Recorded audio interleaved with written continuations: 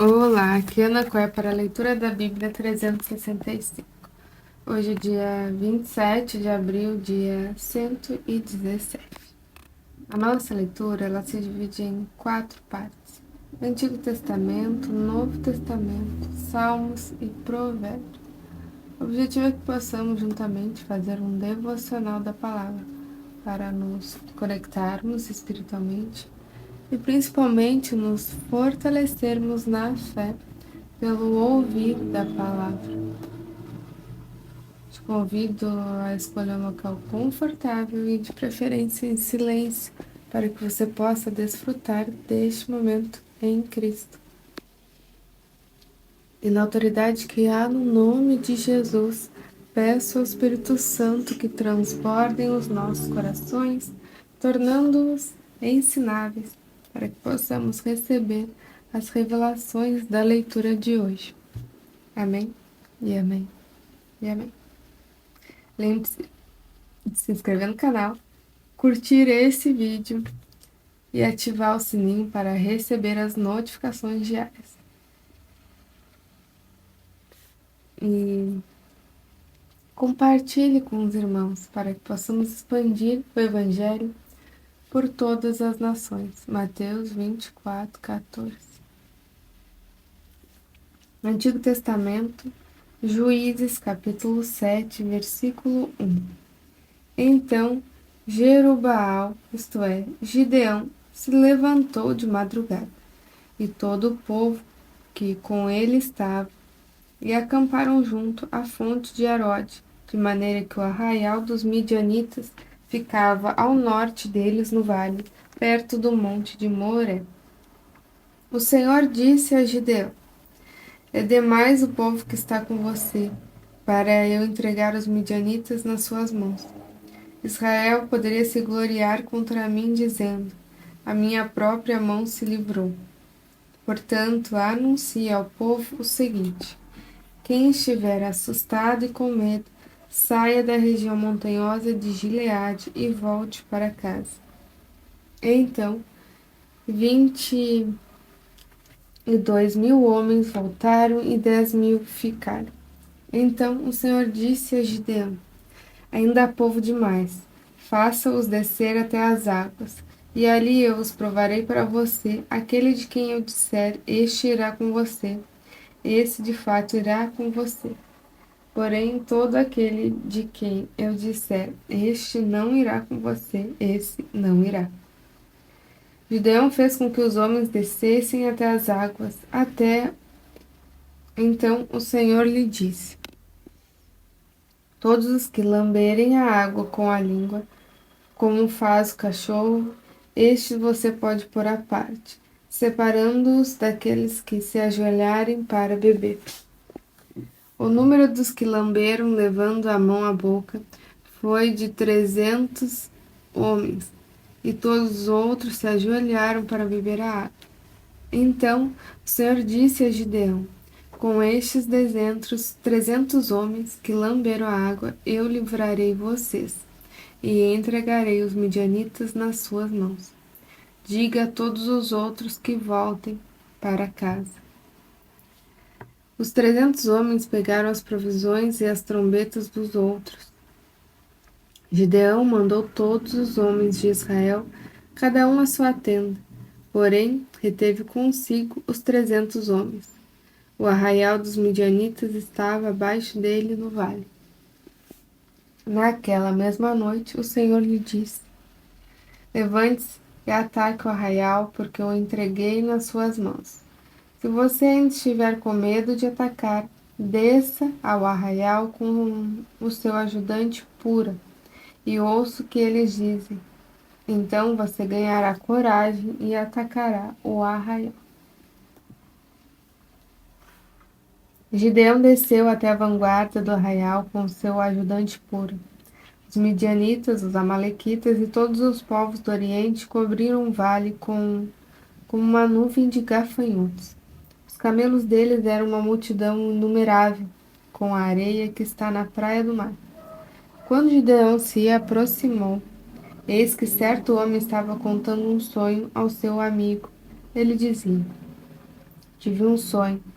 Eis que um pão de cevada vinha rolando dentro do arraial dos midianitas. Bateu contra a tenda, de maneira que esta caiu. Se virou de cima para baixo e ficou estendida no chão. O amigo respondeu: Isso não é outra coisa a não ser a espada de Gideão, filho de Joás, homem israelita. Deus entregou nas mãos dele os midianitas e todo este arraial. Quando Gideão ouviu o relato desse sonho e o seu significado, adorou a Deus, voltou para o arraial de Israel e disse: Levante-se, porque o Senhor entregou o arraial dos midianitas nas mãos de vocês.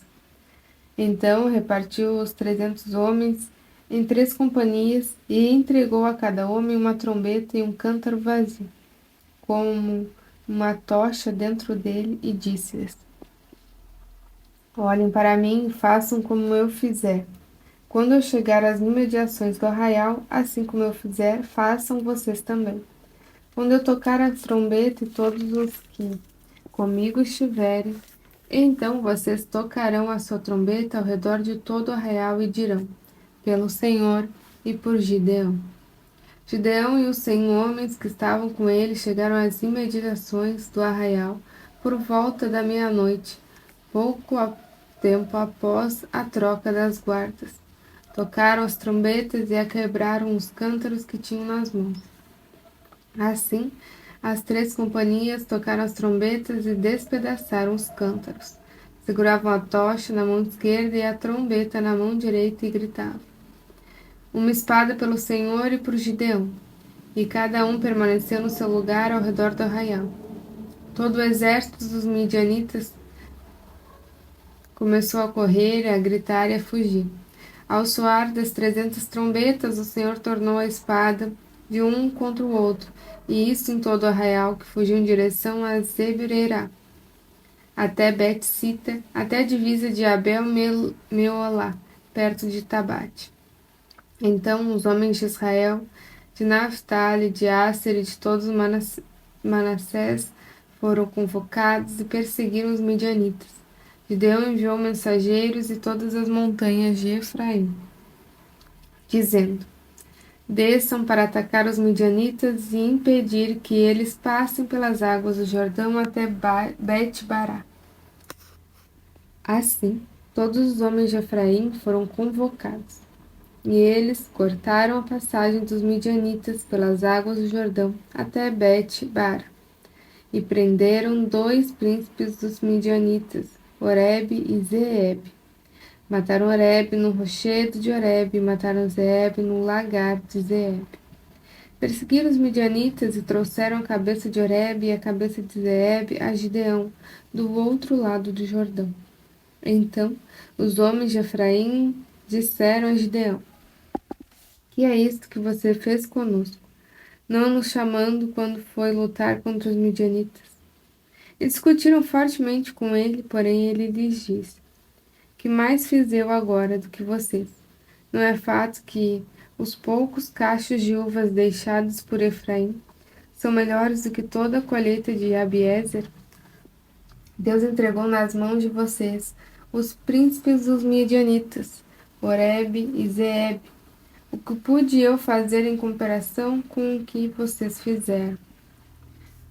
Depois de ele ser isso, abrandou-se a ira deles contra Gideão. Quando Gideão chegou ao Jordão, passou com os 300 homens que com ele estavam, cansados, mas ainda perseguindo os inimigos. E disse aos homens de Sucote: Por favor, deem alguns pães para esses que me seguem, pois estão cansados, e eu vou ao encalço de Zeba e Zalmuna, reis dos midianitas. Porém os chefes de Sucote disseram: Será que você já tem Zeba e Zalmuna em seu poder, para que demos pão ao exército que está com você? Então Gideão disse: Por isso, quando o Senhor entregar Zeba e Zalmuna nas minhas mãos, rasgarei a carne de vocês com espinheiros e outras plantas do deserto. Dali Gideão foi a Penuel e fez o mesmo pedido aos homens daquele lugar. Mas esses de Penuel lhe responderam, como os homens de Sucote lhe haviam respondido. Por isso também falou aos homens de Penuel, dizendo: Quando eu voltar em paz, derrubarei esta torre.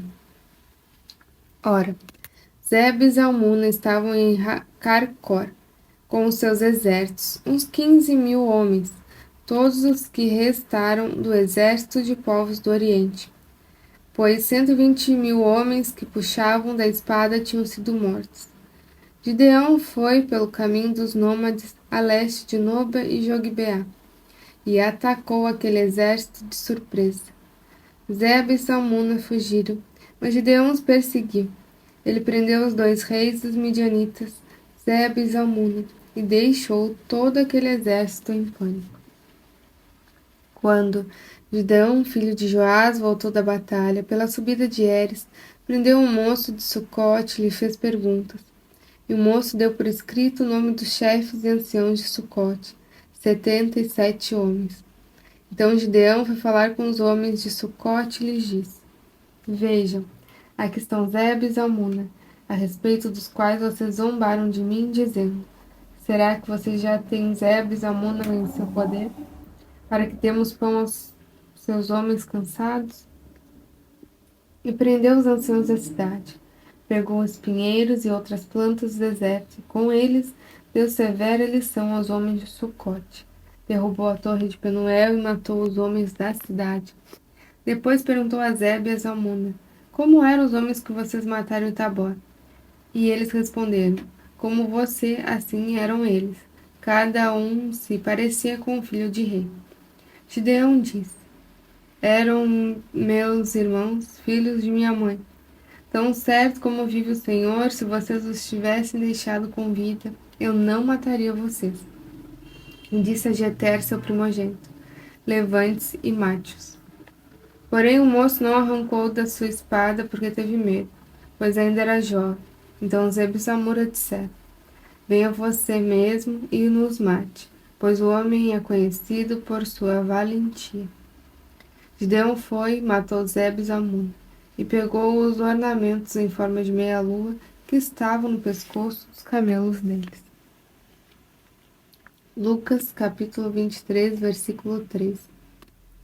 Pilatos, então, reuniu os principais sacerdotes, as autoridades e o povo e lhes disse: Vocês me apresentaram este homem como sendo um agitador do povo. Mas tendo-o interrogado na presença de vocês, nada verifiquei contra eles dos crimes de que vocês o acusam. Nem mesmo Herodes, pois o mandou de volta para cá. Assim é claro que ele não fez nada que mereça a pena de morte. Portanto, após castigá-lo, ordenarei que seja solto. E ele era obrigado a soltar-lhes um detento por ocasião da festa. Toda a multidão, porém, gritava: Fora com este, solte-nos Barrabás. Barrabás estava preso por causa de uma revolta na cidade, também por homicídio. Pilatos, querendo soltar Jesus, falou outra vez ao povo. Eles, porém, gritavam ainda mais: Crucifique, crucifique-o. Então, pela terceira vez, Pilatos lhe perguntou: Que mal fez este? De fato, não achei nada contra ele para condená-lo à morte. Portanto, depois de o castigar, mandarei soltá-lo.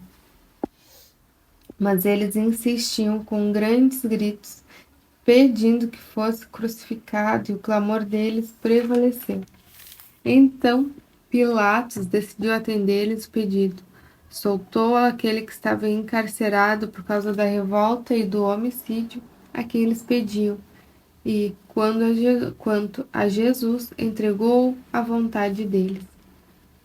E enquanto conduziam, eles agarraram um sirineu, chamado Simão, que vinha do campo, e puseram-lhe a cruz sobre os ombros, para que a levasse após Jesus. Uma grande multidão de povo seguia. Também mulheres que batiam no peito e lamentavam. Porém, Jesus, voltando-se para elas, disse: Filhas de Jerusalém, não chorem por mim. Chorem antes por vocês mesmas e por seus filhos. Porque virão dias em que se dirá: Bem-aventuradas as estéreis que não geraram nem amamentaram. Nesses dias dirão aos montes: caiam em cima de nós, e às colinas: cubram-nos, porque se isso é feito com madeira verde, o que será da madeira seca? E também eram levados outros dois que eram malfeitores para serem executados com Jesus. Quando chegaram ao lugar chamado Calvário, ali o crucificaram, bem como aos malfeitores, um à sua direita, outro à sua esquerda. Mas Jesus dizia: Pai, perdoa-lhes, porque não sabem o que fazem. Então, para repartir as roupas dele, lançaram sortes. O povo estava ali e observava tudo. Também as autoridades zombavam e diziam: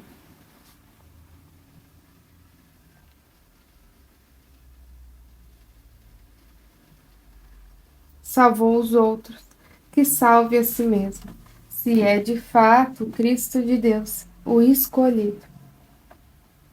Igualmente, soldados zombavam dele e, aproximando-se, trouxeram-lhe vinagre, dizendo: se você é o rei dos judeus, salve a si mesmo.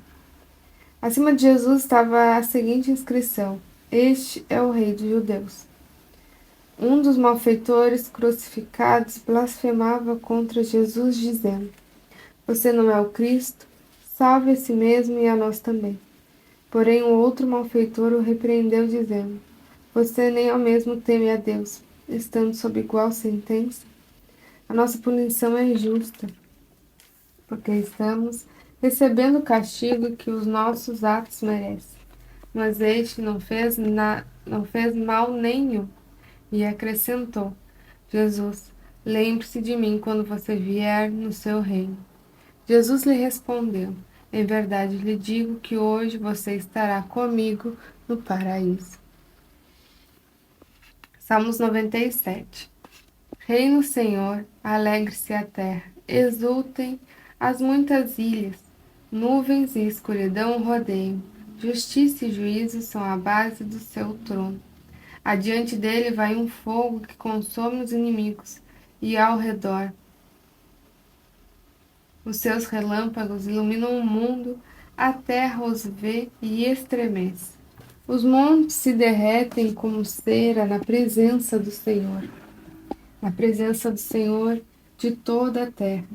Os céus anunciam a sua terra e todos os povos veem a sua glória.